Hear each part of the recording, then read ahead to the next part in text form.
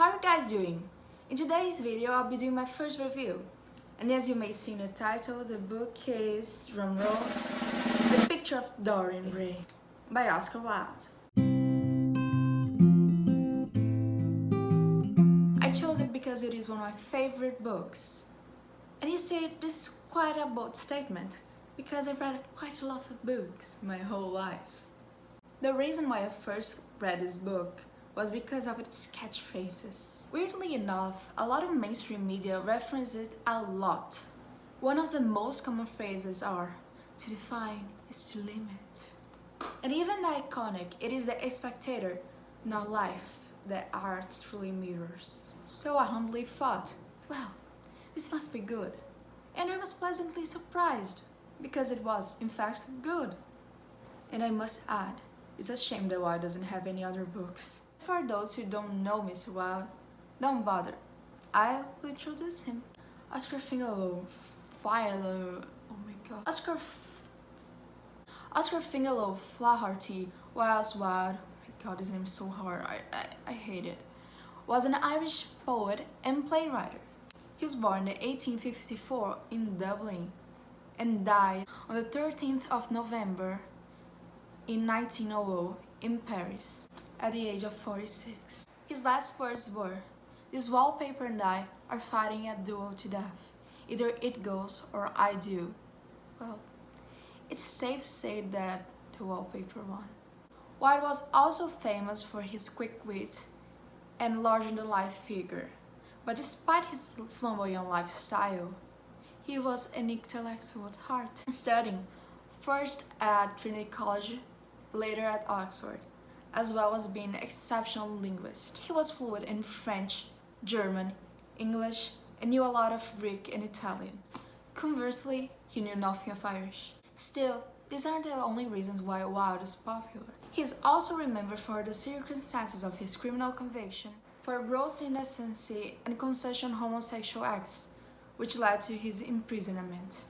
It's worth it to mention that the Picture of Dorian Gray was even censored for its homosexual content. But thankfully, nowadays we can read the original version of the novel. Honestly, I feel like I might be a bit biased considering I adore Oscar Wilde, even though he sucks sometimes. I mean, I even have a picture with his sculpture. Now let's get to the review. The Picture of Dorian Gray is a story of a dazzling young man who sells his soul for eternal youth and beauty. And above all, is a story about hedonism and moral disintegration. It is a study of shallowness, vanity, casual cruelty, selfishness, written a narrative filled with cynicism. Okay, now let's get to the plot. The three main characters are Basil Hallward, Lord Henry Wotton, and Dorian Gray. Basil is an artist who becomes obsessed with Dorian because of his beauty. A quick note is, we don't get inside view of Basil's love, mostly because of the time it was written. Basil makes a portrait of Dorian.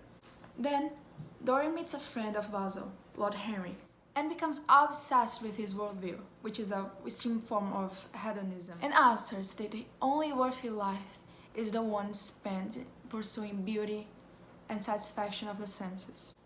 One way or another, Henry corrupted Dorian completely, or, as I like to believe, made him reveal his true self. And this made Dorian believe he was more of a concept than a person. This is the premise of the book, that Dorian is flawless, physically wise, and becomes so narcissistic that he stops getting old. Still, his portrait bore the burden of age and sin, reminding him of his true nature. One of the best parts of the book were the dialogues between Dorian and Lord Henry, who displayed a casual cruelty and violence towards humanity. And contradictorily, these conversations were filled with the things I hated most about this book. The undertones of misogyny and anti-Semitism. I wouldn't even say undertones because it was quite explicit sometimes. But, and I hate to say this, it's so full of wit, so worldly wise, and so charming that it makes hard to dislike it. Oh my god, I think my fat is problematic. Well, I won't spoil the rest of it, so you guys should definitely check it out. But we aren't done yet. I still have to mention, briefly, the movie adaptations. Well, I won't talk about all of them because they are endless. Like, I believe there are like 10 adaptations? Sorry. Only the 2009 version, the one with Ben Barnes. Because I believe Oscar Wilde would be tremendously happy with it. As I mentioned earlier, in the books it wasn't clear if Basil had a romantic thing for Dorian or if it was all platonic. Well, but in this movie, it is quite clear. Still, I don't really like this version. It's something that clothing seems a bit off.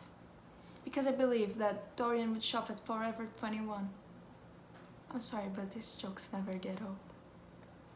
I mean, you got the picture, right? Thanks for watching, folks, and that's it. Please like and subscribe, and if you have any book requests, write it down in the comments. Thank you for watching. Bye!